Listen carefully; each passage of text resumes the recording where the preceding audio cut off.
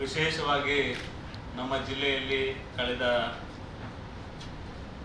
ಹೆಚ್ಚು ಕಡಿಮೆ ಒಂದು ತಿಂಗಳಿಂದ ಹಿಂದೆ ಸಾಕಷ್ಟು ಸಮಯಗಳಿಂದ ಚರ್ಚೆ ಆದರೂ ಕೂಡ ಒಂದು ತಿಂಗಳಿಂದ ಸಾಕಷ್ಟು ದೊಡ್ಡ ಪ್ರಮಾಣದಲ್ಲಿ ಚರ್ಚೆ ಆಗುವಂಥ ಸಂಗತಿ. ನಮ್ಮ ಜಿಲ್ಲೆಯ ಇತಿಹಾಸ ಪ್ರಸಿದ್ಧ ಧಾರ್ಮಿಕ ನಂಬಿಕೆಯ ಕ್ಷೇತ್ರಗಳಲ್ಲಿ ಒಂದಾಗಿರುವ ಧರ್ಮಸ್ಥಳ, ಬೇರೆ ಬೇರೆ ನಮ್ಮ ಜಿಲ್ಲೆಯಲ್ಲಿ ಬೇರೆ ಬೇರೆ ಧಾರ್ಮಿಕ ಕ್ಷೇತ್ರಗಳು ಸಾಕಷ್ಟು ಪ್ರಚಾರ ಇರುವಂಥ ಮತ್ತು ಧಾರ್ಮಿಕ ನಂಬಿಕೆ ಇರುವಂಥ ಕ್ಷೇತ್ರ ಇದೆ. ಅದರಲ್ಲಿ ಧರ್ಮಸ್ಥಳ ವಿಶೇಷವಾಗಿ ನಮ್ಮ ಜಿಲ್ಲೆ, ನಮ್ಮ ರಾಜ್ಯ, ನಮ್ಮ ದೇಶದ ಮತ್ತು ಅಂತಾರಾಷ್ಟ್ರೀಯ ಮಟ್ಟದಲ್ಲಿ ಸಾಕಷ್ಟು ಜನರು ಈ ಒಂದು ಭಕ್ತಿಯ ಕೇಂದ್ರಕ್ಕೆ, ಮಂಜುನಾಥ ಸ್ವಾಮಿಯ ಮೇಲೆ, ಅಣ್ಣಪ್ಪ ಸ್ವಾಮಿಯ ಮೇಲೆ ನಂಬಿಕೆ ಇಟ್ಟು ಈ ಒಂದು ದೇವಸ್ಥಾನಕ್ಕೆ ನಿತ್ಯ ನಿರಂತರ ಹೆಚ್ಚು ಕಡಿಮೆ ಕೋಟ್ಯಾಂತರ ಜನ ಈ ಒಂದು ದೇವಸ್ಥಾನಕ್ಕೆ ಬರ್ತಾರೆ. ದಿನಕ್ಕೆ ಸಾವಿರಾರು ಜನ ಈ ಒಂದು ದೇವಸ್ಥಾನಕ್ಕೆ ಬರ್ತಾರೆ.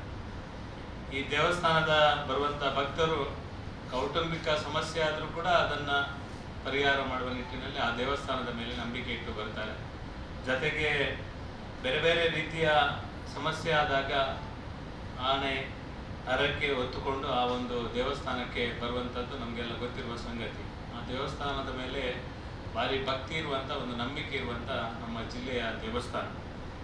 ಈ ದೇವಸ್ಥಾನದ ಬಗ್ಗೆ ಸಾಕಷ್ಟು ನಂಬಿಕೆಯ ಒಟ್ಟಿಗೆ ಇನ್ನೊಂದು ಕಡೆ ಬೇರೆ ಬೇರೆ ರೀತಿಯ ಪ್ರಚಾರ, ಅಪವಾದ, ಆಪಾದನೆ, ಈ ಥರದ ಸಂಗತಿಗಳು ಕೂಡ ನಡೆದಿರುವಂಥದ್ದನ್ನು ನಾವು ನೋಡಿದ್ದೇವೆ. ಅದು ವೈಯಕ್ತಿಕ ಇರ್ಬೋದು, ಬೇರೆ ಬೇರೆ ಸಂಗತಿ ಇರ್ಬೋದು. ಹಿಂದೆ ಕೂಡ ನಾವು ಹೇಳಿದ್ದೇವೆ, ಈ ರೀತಿಯ ಸಂಘಟನೆ, ಈ ರೀತಿಯ ಸಂಗತಿಗಳು ನಡೆದಂಥ ಸಂದರ್ಭದಲ್ಲಿ ಅದರ ತನಿಖೆಗೆ ನಾವು ಸಂಪೂರ್ಣವಾಗಿ ಭಾರತೀಯ ಜನತಾ ಪಾರ್ಟಿ ಬೆಂಬಲ ಇದೆ. ಅದರಲ್ಲಿ ಯಾವುದೇ ರೀತಿಯ ದ್ವಂದ್ವ ಇಲ್ಲ.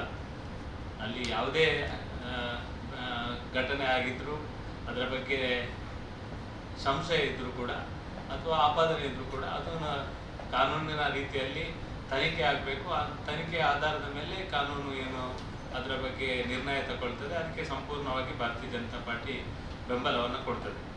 ಆದರೆ ಇತ್ತೀಚೆಗೆ ಒಬ್ಬ ಅನಾಮಿಕ, ಇವತ್ತಿಗೂ ನಮಗೆ ಸಂಶಯ ಇರುವಂಥದ್ದು ಆ ಮುಸ್ಕುದಾರಿ, ಅದು ನಿಜವಾಗಿ ಯಾರು ಅಂತ ನಮಗೆ ಗೊತ್ತಿಲ್ಲ.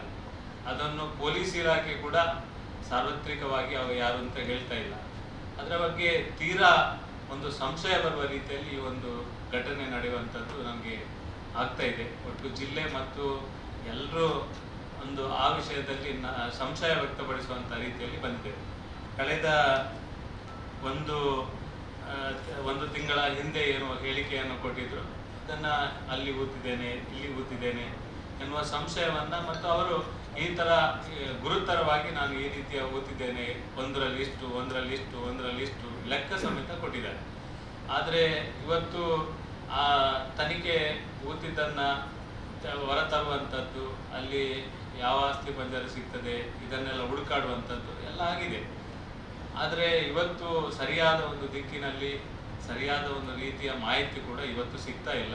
ಮತ್ತೆ ಅವರು ಅದೇ ಮನುಷ್ಯ ಬೇರೆ ಬೇರೆ ರೀತಿಯನ್ನು ಆಪಾದನೆಯನ್ನು ಮಾಡುವಂಥದ್ದು, ಅಲ್ಲಿದೆ ಇಲ್ಲಿದೆ ಅದನ್ನು ಹೇಳುವಂಥದ್ದು ಹೇಳ್ತಾ ಇದ್ದಾರೆ. ಅದನ್ನು ಪೊಲೀಸ್ ಇಲಾಖೆ ಮತ್ತು ಸರ್ಕಾರ ಅಥವಾ ತನಿಖೆ ಮಾಡುವಂಥ ಸಂಸ್ಥೆ ಒಂದು ನಂಬಿಕೊಂಡು ಹೋಗುವ ರೀತಿಯಲ್ಲಿದೆ. ಅದೊಂದು ವಿಚಾರ ಬೇರೆ. ಇದರ ಒಟ್ಟಿಗೆ SIT ತನಿಖೆಗೆ ಕೊಟ್ಟಂಥ ಸಂದರ್ಭದಲ್ಲಿ ಕೂಡ ನಾವು ಆಕ್ಷೇಪ ಮಾಡಲಿಲ್ಲ. ನಾವು ಭಾರತೀಯ ಜನತಾ ಪಾರ್ಟಿ ಸಂಪೂರ್ಣವಾಗಿ ಸ್ವಾಗತ ಮಾಡಿದ್ದೇವೆ. ತನಿಖೆ ಆಗಬೇಕು, ತನಿಖೆಯಲ್ಲಿ ಸತ್ಯಾಸತ್ಯತೆ ಹೊರಬರಬೇಕು. ಅದು ಏನಿದ್ರೂ ಸತ್ಯ ಹೊರಗೆ ಬರುವುದಕ್ಕೆ ನಮ್ಮದು ಸಂಪೂರ್ಣ ಬೆಂಬಲ ಇದೆ. ತನಿಖೆ ಆಗಬೇಕು. ಅದರಲ್ಲಿ ಯಾರು ತಪ್ಪು ಮಾಡಿದ್ರು ಅವರಿಗೆ ಶಿಕ್ಷೆ ಆಗಬೇಕು, ಮತ್ತು ಯಾರು ತಪ್ಪು ಮಾಡಿದ್ರು ಅದನ್ನು ಕಾನೂನಿನ ದೃಷ್ಟಿಯಲ್ಲಿ ಬಿಡಬಾರದು ಎನ್ನುವುದು ಇವತ್ತಿಗೂ ನಮ್ಮದು ವಾದದಲ್ಲಿ ಯಾವುದೇ ರಾಜಿ ಇಲ್ಲ. SIT ತನಿಖೆ ಮಾಡುವಂಥ ಸಂದರ್ಭದಲ್ಲಿ ಕೂಡ ಈಗ ನಮಗೆ ಇದ್ದಿರುವಂಥ ಸಂಶಯ ಇರುವಂಥದ್ದು, ಮೊದಲೇ ಊಹಾಪೋಹಗಳು ಈಗಾಗಲೇ ಹರಿದಾಡುವಂಥದ್ದು ಸಂಗತಿಯನ್ನು ನಾವು ನೋಡಿದ್ದೇವೆ. ಈ ಜಿಲ್ಲೆಯಲ್ಲಿ ಒಬ್ಬ ಅಧಿಕಾರಿಯಾಗಿ, ತಮಿಳುನಾಡಿನಲ್ಲಿ ಸಂಸದರಾಗಿ ಶಶಿಕಾಂತ್ ಸೆಂಥಿಲಂ ಎಂಬ ಒಬ್ಬರು ಇದರ ಹಿಂದುಗಡೆ ಬಲವಾದ ಒತ್ತಡ ಹಾಕುವಂಥದ್ದು, ಬೇರೆ ಬೇರೆ ಎಡಪಂಥೀಯರು ಒತ್ತಡ ಹಾಕುವಂಥದ್ದು, ಈ ಎಲ್ಲ ಘಟನೆಗಳನ್ನು ನೋಡಿದರೆ ನಿನ್ನೆ ಅಥವಾ ಮೊನ್ನೆ ಈ ಜಿಲ್ಲೆಯ ಒಬ್ಬ ಈ ರಾಜ್ಯದ ಪ್ರಭಾವ ಮಂತ್ರಿಯಾಗಿ ಮತ್ತು ಜಿಲ್ಲೆಯ ಉಸ್ತುವಾರಿ ಸಚಿವರಾಗಿ ದಿನೇಶ್ ಗುಂಡೂರಾವ್ ಅವರು ನೇರವಾಗಿ ಒಂದು ಹೇಳಿಕೆಯನ್ನು ಕೊಟ್ಟಿದ್ದಾರೆ. ಇದು ಎಡಪಂಥೀಯರ ಒತ್ತಾಯಕ್ಕೋಸ್ಕರ SIT ತನಿಖೆಯನ್ನು SITಯನ್ನು ನೇಮಕ ಮಾಡಿದೆ ಮತ್ತು ತನಿಖೆಗೆ ಆದೇಶ ಕೊಟ್ಟಿದೆ ಎನ್ನುವುದನ್ನು ದಿನೇಶ್ ಗುಂಡೂರಾವ್ ಸ್ವತಃ ಈ ರೀತಿಯ ಒಂದು ಸ್ಟೇಟ್ಮೆಂಟ್ ಕೊಟ್ಟಾಗ ಸಾರ್ವಜನಿಕವಾಗಿ ನಮಗೆ ಈಗಿರುವಂಥ ಸಂಶಯ, ಯಾಕೆಂದರೆ ಈ ಥರದ ಹೋರಾಟ ಇನ್ನೊಂದು ಮತ್ತೊಂದು ಮಾಡುವುದಕ್ಕೆ ನಮ್ಮದೇನು ಅಭ್ಯಂತರ ಇಲ್ಲ. ಆ ದೇವಸ್ಥಾನದ ಆ ಪ್ರಕರಣಕ್ಕೆ SDP ಅವರ ಅಲ್ಲಿ ಹೋಗುವಂಥದ್ದು, ಆ ಪ್ರಕರಣದ ಬಗ್ಗೆ ಭಾರಿ ಆಸಕ್ತಿ ವಹಿಸಿರುವಂಥದ್ದು ಎಲ್ಲವನ್ನು ನೋಡಿದರೆ ಎಲ್ಲಿಯ ಒಂದು ಕಡೆ ನಮ್ಮ ಧಾರ್ಮಿಕ ದೇವಸ್ಥಾನದ ಮೇಲೆ, ಧಾರ್ಮಿಕ ನಂಬಿಕೆಯ ಮೇಲೆ, ಹಿಂದುತ್ವದ ಆಧಾರದ ಮೇಲೆ ನಂಬಿಕೊಂಡು ಬಂದಂಥ ಭಕ್ತರ ಆ ಒಂದು ಭಾವನೆಗಳಿಗೆ ಘಾಸಿ ಆಗುವ ರೀತಿಯಲ್ಲಿ ಆಗುವಂಥದ್ದನ್ನು ಈಗಾಗಲೇ ನಾವು ನೋಡ್ತಾ ಇದ್ದೇವೆ. ಇದು ಯಾವುದೋ ಒತ್ತಡಕ್ಕೆ, ಯಾವುದೋ ಕಾರಣಕ್ಕೂ ಇದು ಮಾಡೋದಕ್ಕೆ ನಮ್ಮದೇನು ಅಭ್ಯಂತರ ಇಲ್ಲ. ಆದರೆ ನಮ್ಮ ದೇವಸ್ಥಾನಕ್ಕೆ ಏನಾದರೂ ತೊಂದರೆ ಆದರೆ, ನಮ್ಮ ಧಾರ್ಮಿಕ ನಂಬಿಕೆಗೆ ತೊಂದರೆ ಆದರೆ, ಭಾರತೀಯ ಜನತಾ ಪಾರ್ಟಿ ಈ ಜಿಲ್ಲೆಯಲ್ಲಿ ಯಾವ ಸಂದರ್ಭದಲ್ಲಿ ಕೂಡ ಹಿಂದುತ್ವಕ್ಕೆ, ನಮ್ಮ ಧಾರ್ಮಿಕ ನಂಬಿಕೆಗೆ ತೊಂದರೆ ಆದಾಗ ಗಟ್ಟಿಯಾಗಿ ನಿಂತಿರುವಂಥ ರಾಜಕೀಯ ಪಾರ್ಟಿ. ನಾವು ಆ ಥರದ ಒಂದು ರಾಷ್ಟ್ರೀಯ ವಿಚಾರವನ್ನು ಇಟ್ಟುಕೊಂಡು ಕೆಲಸ ಮಾಡಿದವರು. ಈ ವಿಷಯದಲ್ಲಿ ಕೂಡ ನಾವು ದೇವಸ್ಥಾನದ ಯಾವುದೇ ನಂಬಿಕೆಗೆ, ನಮ್ಮ ಹಿಂದುತ್ವಕ್ಕೆ, ನಮ್ಮ ರಾಷ್ಟ್ರೀಯ ವಿಚಾರಕ್ಕೆ, ನಮ್ಮ ಯಾವುದೇ ಇದಕ್ಕೆ ಧಕ್ಕೆ ಬಂದಾಗ ಆ ದೇವಸ್ಥಾನವನ್ನು ಉಳಿಸಲಿಕ್ಕೆ ಮತ್ತು ಆ ನಂಬಿಕೆಯನ್ನು ಉಳಿಸಲಿಕ್ಕೆ, ನಮ್ಮ ಧಾರ್ಮಿಕ ಭಾವನೆಗಳಿಗೆ ಧಕ್ಕೆ ಬಾರದಾಗೆ ನಡ್ಕೊಳ್ಳುವಂಥದ್ದು ನಮ್ಮ ಕಡಾಖಂಡಿತವಾದ ನಿಲುವು ಅಂತ ಈ ಸಂದರ್ಭದಲ್ಲಿ ಹೇಳಲಿಕ್ಕೆ ಇಚ್ಛೆ ಪಡ್ತೇನೆ. ಇನ್ನೊಂದು ಸಂಶಯ ಬರುವಂಥದ್ದು, 2 ದಿನಗಳ ಹಿಂದೆ ದಕ್ಷಿಣ ಕನ್ನಡ ಜಿಲ್ಲೆಯಲ್ಲಿ ಸಾಕಷ್ಟು ಸಮಯಗಳ ಹಿಂದೆ ಕುಕ್ಕರ್ ಬಾಂಬ್ ಬ್ಲಾಸ್ಟ್ ಆದ ಒಂದು ಪ್ರಕರಣ, ಬ್ಲಾಸ್ಟ್ ಮಾಡುವಂಥ ಒಂದು ಪ್ರಕರಣ ಇಲ್ಲಿ ಆಗಿತ್ತು.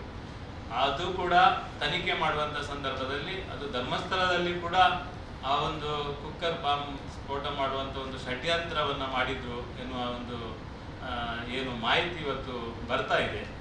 ಇದೆಲ್ಲ ನೋಡುವಾಗ ಎಲ್ಲಿಯ ಒಂದು ಕಡೆ ನಮ್ಮ ಧರ್ಮಸ್ಥಳ ಧಾರ್ಮಿಕ ಕ್ಷೇತ್ರದ ಮೇಲೆ ಸವಾರಿ ಮಾಡುವಂಥ ಕೆಲಸವನ್ನು ಎಡಪಂಥೀಯರ ಜೊತೆಗೆ ನಮ್ಮ ಈ ಮೂಲಭೂತವಾದಿಗಳ ಒಂದು ಷಡ್ಯಂತ್ರ ಎಲ್ಲಿಯ ಒಂದು ಕಡೆ ನಡೀತಾ ಉಂಟು ಎನ್ನುವ ಒಂದು ಸಂದೇಹ ವ್ಯಾಪಕವಾಗಿ ಬರಲಿಕ್ಕೆ ಪ್ರಾರಂಭ ಆಗಿದೆ.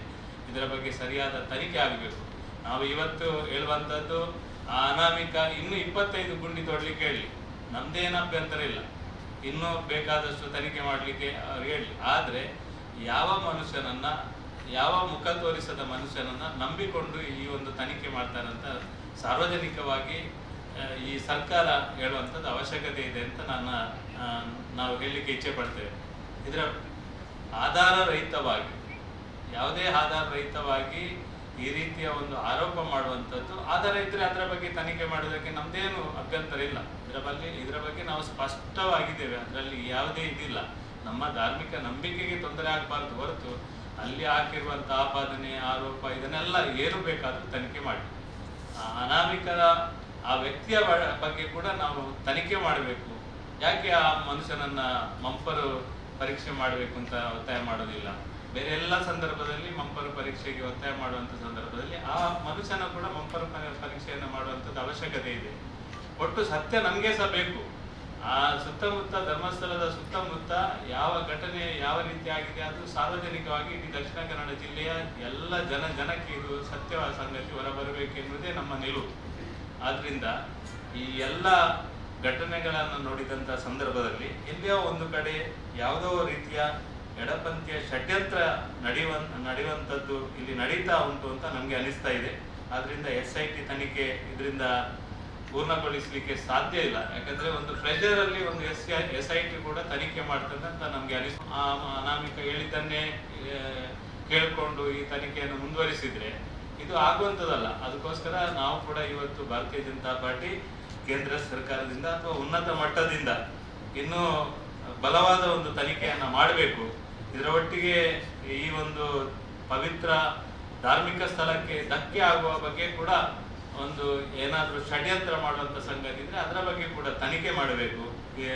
ಹಿಂದೂ ಸಮಾಜವನ್ನು ಒಡೆಯುವಂಥ ಕೆಲಸವನ್ನು ಯಾರಾದರೂ ಮಾಡುವಂಥ ಯೋಚನೆ ಏನಾದರೂ ಮಾಡಿದರೆ ಅದರ ವಿರುದ್ಧ ಖಂಡಿತವಾಗಿ ನಮ್ಮಂಥ ಧಾರ್ಮಿಕ ನಂಬಿಕೆಯುಳ್ಳವರು ಗಟ್ಟಿಯಾಗಿ ನಿಂತು ಹೋರಾಟ ಮಾಡುವಂಥ ಕೆಲಸವನ್ನು ಖಂಡಿತ ಮಾಡ್ತೇವೆ. ನಮ್ಮ ಧಾರ್ಮಿಕ ಸ್ಥಳವನ್ನು ಉಳಿಸುವಂಥದ್ದು ನಮ್ಮ ಜವಾಬ್ದಾರಿ. ಈ ದಕ್ಷಿಣ ಕನ್ನಡ ಜಿಲ್ಲೆಗೆ ಒಂದು ಪವಿತ್ರವಾದ ಆ ದೇವಸ್ಥಾನ ಇಲ್ಲಿರುವಂಥ ಧಾರ್ಮಿಕ ನಂಬಿಕೆಗೆ ಧಕ್ಕೆ ಬಾರದ ರೀತಿಯಲ್ಲಿ ಈ ಭಾರತೀಯ ಜನತಾ ಪಾರ್ಟಿ ಕೂಡ ಈ ಒಂದು ಸಂದರ್ಭದಲ್ಲಿ ಗಟ್ಟಿಯಾಗಿ ನಿಲ್ತದೆ, ತನಿಖೆಗೆ ಸಂಪೂರ್ಣ ಬೆಂಬಲ ಸಹಕಾರವನ್ನು ಕೊಡ್ತದೆ ಅಂತ ಈ ಸಂದರ್ಭದಲ್ಲಿ ಹೇಳಿಕ್ಕೆ ಇಚ್ಛೆ ಪಡ್ತದೆ.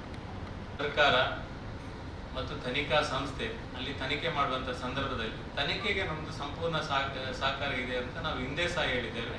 ಇವತ್ತು ನಮಗೆ ಈ ಥರ ಪ್ರಶ್ನೆ ಹೇಳಿಕೆ ಕೊಟ್ಟಿರುವಂಥದ್ದು ಒಂದು ಕಡೆ ಕುಕ್ಕರ್ ಬಾಂಬ್ ಬ್ಲಾಸ್ಟ್ ಮಾಡಿರುವಂಥ ಸಂಗತಿ ಹೊರಗೆ ಬಂದಿದೆ, ಅದೊಂದು ಷಡ್ಯಂತ್ರದ ಭಾಗ ಅಂತ ಬಂದಿದೆ. ಮತ್ತೆ ಅಲ್ಲಿ ತನಿಖೆ ನಡೆಯುವಂಥ ಸಂದರ್ಭದಲ್ಲಿ ಇದು ಒಂದು ಸುಸೂತ್ರವಾಗಿ ನಡೆಯುತ್ತಿಲ್ಲ ಎನ್ನುವುದು ಕೂಡ ಬಂದಿದೆ.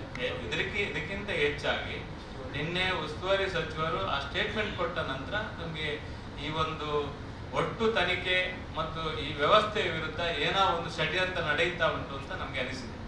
ಅದು ಇರ್ಬೋದು, ಆದ್ರೆ ಅಲ್ಲಿ ಹೆಣ್ಮಕ್ಳಿಗೂ ಅಥವಾ ಈ ತರ ಮರ್ಡರ್ಗಳು ಆಗ್ತಾ ಇತ್ತು ಅನ್ನೋದ್ರ ಬಗ್ಗೆ ಅದರ ಬಗ್ಗೆ ಒಂದು ಚಕರ ಶಬ್ದ ಇರ್ಲಿಲ್ಲ. ಅದರ ಬಗ್ಗೆ ತನಿಖೆ ಆಗಬೇಕು, ತನಿಖೆಗೆ ನಮ್ದು ಸಂಪೂರ್ಣ ಸಹಕಾರ ಇದೆ. SIT ಈಗ ಮಾಡ್ತಿರೋದ್ರಲ್ಲಿ ನಿಮ್ಗೆ ಏನು ಅನುಮಾನ ಕಾಡ್ತಾ ಇದೆ ಅಂದ್ರೆ ನೀವು ಬೇರೆ ಕೇಂದ್ರದ ತನಿಖೆ ಮಾಡ್ಬೇಕಂತ ಹೇಳ್ತಿದ್ದೀರಲ್ಲ, SIT ಇಂದ ಏನು ನಿಮ್ಗೆ ಅನುಮಾನ ಕಾಡ್ತಾ ಇದೆ? ಈಗ ಒಬ್ಬ ಉಸ್ತುವಾರಿ ಸಚಿವರೇ ಯಾವುದೋ ಒಂದು ಪ್ರೆಷರಲ್ಲಿ, ಎಡಪಂಥೀಯರ ಪ್ರೆಷರಲ್ಲಿ ತನಿಖೆ ಮಾಡ್ತೀರಾ ಅಂತ ಹೇಳಿದ್ರೆ ಇದರ ಮೇಲೆ ನಂಬಿಕೆ ಬರ್ತದ ಅಂತ ನೀವೇ ಇಲ್ಲ. ಈಗ ತನಿಖೆ ಆರ್ಡರ್ ಮಾಡೋದೇ ಜನರ ಒತ್ತಾಯದ ಮೇರೆಗೆ, ಎಡಪಂಥೀಯರು ಮಾಡಿದ್ರೆ ಬಲಪಂಥೀಯರು ಮಾಡಿದ್ರೆ. ಆದ್ರೆ ನಿರ್ದಿಷ್ಟವಾಗಿ ಕೆಲವು ಸಂಗತಿಗಳನ್ನ ಇಟ್ಟುಕೊಂಡು ಮಾಡಿದ್ರೆ ಅದು ತಪ್ಪು ಅಂತ ನಾವು ಹೇಳುದು. ಒಟ್ಟು ತನಿಖೆ ಒಳ್ಳೆ ರೀತಿಯಲ್ಲಿ ಮಾಡಿದ್ರೆ ನಮ್ದೇನು ಅಭ್ಯಂತರ ಇಲ್ಲ. ಒಳ್ಳೆ ರೀತಿಯಲ್ಲಿ SIT ಮಾಡಿ ಕೂಡ ಸತ್ಯಾಸತ್ಯವನ್ನು ಹೊರಗೆ ತಂದ್ರೆ ನಮ್ದು ಸಂಪೂರ್ಣ ಏನು ತೊಂದರೆ ಇಲ್ಲ.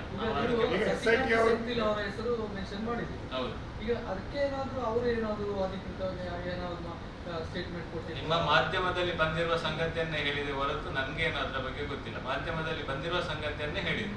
ಅಲ್ಲ, ಅದು ಮಾಧ್ಯಮದಲ್ಲಿ ಬಂದದ್ದು ಒಂದು ಸೈಡ್, ಆದ್ರೆ ನಿಮ್ಮ ವೈಯಕ್ತಿಕವಾಗಿ ಅಥವಾ ನಿಮ್ಮ ಪಕ್ಷಕ್ಕೆ ಏನಾದ್ರು ಆ ತರ ಸಂಶಯ ಬಂದ್ರೆ ನಾನು ಆ ತರ ಏನಾದ್ರೂ ನಮ್ಗೆ ಮಾಹಿತಿ ಬಂದ್ರೆ ಗೊತ್ತಾದ್ರೆ ನಿಮ್ಗೆ ಹೇಳ್ತೀನಿ. ಇದೆ ಅದನ್ನು ಕೊಡ್ಬೇಕು ಅಂತ ಅದು ನೋಡಿ, SIT ಅವರು ಈ ತನಿಖೆಯ ಬಗ್ಗೆ ವರದಿ ಕೊಡುವಂಥದ್ದು, ಸಾರ್ವತ್ರಿಕರಣ ಮಾಡುವಂಥದ್ದು ಅವ್ರು ಮಾಡಬೇಕು. ಅದರ ಬಗ್ಗೆ ನಮ್ಗಿರುವಂತ ಸಂಶಯ ಕೂಡ ಅದೇ. ಯಾಕಂದ್ರೆ ಒಬ್ಬ ಅನಾಮಿಕ, ಅವ ಇನ್ನೂ ಮುಸ್ಕುದಾರಿಯಾಗಿ ಇದ್ದಾನೆ, ಅವನು ಯಾರು ಅಂತ ಗೊತ್ತಿಲ್ಲ. ಅವ ದಿನಕ್ಕೆ ಅಲ್ಲಿ 4 ಗುಂಡಿ, ಇಲ್ಲಿ 4 ಗುಂಡಿ, ಅಲ್ಲಿ 6 ಗುಂಡಿ ಅಂತ ಹೇಳ್ತಾ ಇದ್ದಾನೆ. ಅವ ಹೇಳಿದಾಗೆ ಈ ಕಾನೂನು ವ್ಯವಸ್ಥೆ, ಇಷ್ಟು ದೊಡ್ಡ ಕಾನೂನು ಪ್ರಜಾತಂತ್ರ ವ್ಯವಸ್ಥೆ, ಒಂದು ವ್ಯವಸ್ಥೆ, ಒಬ್ಬ ವ್ಯಕ್ತಿ ಮುಸ್ಕುದಾರಿ ಹಾಕಿದವ ಹೇಳಿದಾಗಿ ಕೇಳಿದ್ರೆ ನಾನು ಇಡೀ ಜಿಲ್ಲೆಯಲ್ಲಿ ಅಥವಾ ಕಾನೂನಿನ ವ್ಯವಸ್ಥೆಯಲ್ಲಿ ಹೋಗ್ಬೋದು. ಅದೇ ಇರುವಂತದ್ದು ಸಂಶಯ. ಮುಸುಕುದಾರಿ ಸಾರ್ವಜನಿಕವಾಗಿ ಮಾತ್ರ ಮುಸುಕುದಾರಿ ಆಗಿರ್ತಾನೆ ಹೊರತು SIT ಎದುರಲ್ಲ. SIT ಎದುರಲ್ಲ. ಅವತ್ತು ನ್ಯಾಯಾಲಯದ ಮುಂದೆ ಬಂದಾಗ ನ್ಯಾಯಾಧೀಶರ ಮುಂದೆ ಅವನು ತೋರಿಸಿದ್ದಾನೆ, ನ್ಯಾಯಾಧೀಶರಿಗೆ ತೋರಿಸಿದ್ದಾನೆ ಮತ್ತು SITಗೆ ತೋರಿಸಿದ್ದಾನೆ. ಅಷ್ಟು ತೋರಿಸಿದ ನಂತರ ಕೂಡ ಆ ಮನುಷ್ಯ ಹೇಳಿದಷ್ಟು ಆಗ್ಲಿಲ್ಲ ಎನ್ನುವುದು ಕೂಡ ಸತ್ಯ ಅಲ್ವಾ? ಸತ್ಯ ಅಲ್ವಾ? ಅಲ್ಲ, ಅದಕ್ಕೆ ಏನು ತೊಂದರೆ ಇಲ್ಲ. ನಾವು ಈಗಾಗಲೇ ಹೇಳಿದ್ದೇವೆ. ನಿಮ್ಗೆ ನೀವು ಕೇಳಿದ್ದು ಹೊರತು SIT ತನಿಖೆ ನಮ್ಮದೇನು ಅಭ್ಯಂತರ ಇಲ್ಲ. ನೀವು ಹೇಳಿದ್ದು ಕ್ಲಿಯರ್. SIT ತನಿಖೆ ಆಗ್ಲಿ, ಅದರಿಂದ ಹೊರಗೆ ಬರ್ಲಿ. ಈಗ ನಮ್ಗೆ ಸಂಶಯ ಇದೆ. SIT ಇಂದ ತನಿಖೆ ಆಗಿ ಸತ್ಯ ಬರ್ಲಿ. ಏನು ನಮ್ದು ಗಡಿಬಿಡಿ ಇಲ್ಲ.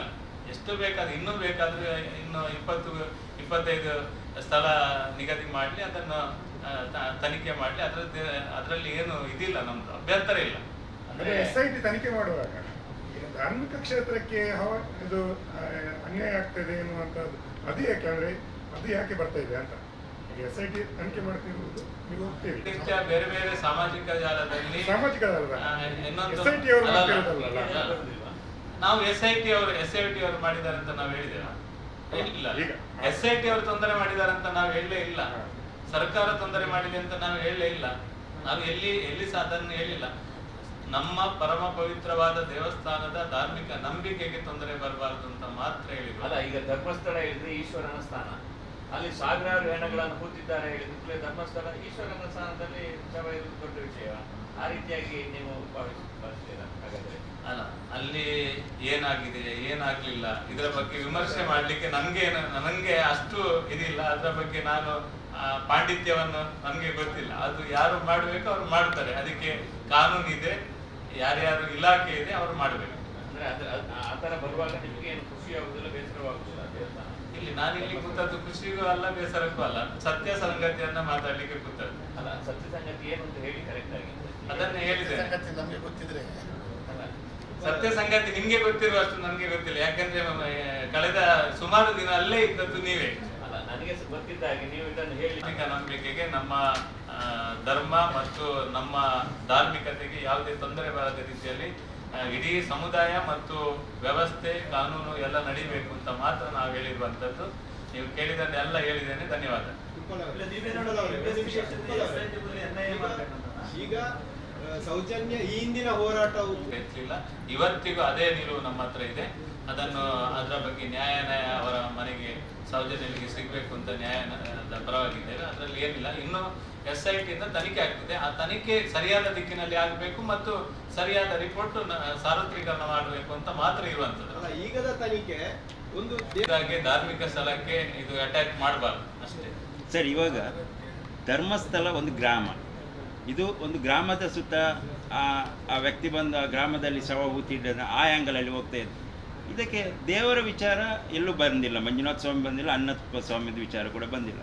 ಹಾಗಾದರೆ ಒಂದು ಗ್ರಾಮದ ಗ್ರಾಮಕ್ಕೆ ಹೆಸರು ಧರ್ಮಸ್ಥಳ, ಆ ವಿಚಾರದಲ್ಲಿ ಈಗ ಏನು ಈ ಒಂದು ಪ್ರಕರಣ ಹೋಗ್ತಾ ಇರುವಂಥದ್ದು. ಇಲ್ಲ, ನಾವು ಅದನ್ನೆಲ್ಲ ಅದಕ್ಕೆ ಮತ್ತೆ ಇದಕ್ಕೆ ಲಿಂಕ್ ಮಾಡಲೇ ಇಲ್ಲ. ಅದು ತನಿಖೆ ಆಗಲಿ, ನಾವು ಧಾರ್ಮಿಕ ದೇವಸ್ಥಾನದ ಇದಕ್ಕೆ ವಿಷಯ ಬರಬಾರ್ದು ಅಂತ ಮಾತ್ರ ಹೇಳಿರುವಂಥದ್ದು. ಸರಿ ಉಂಟು, ನೀವು ಹೇಳಿದ್ದಕ್ಕೆ ನಾನು ಹೇಳಿದ್ದೆ.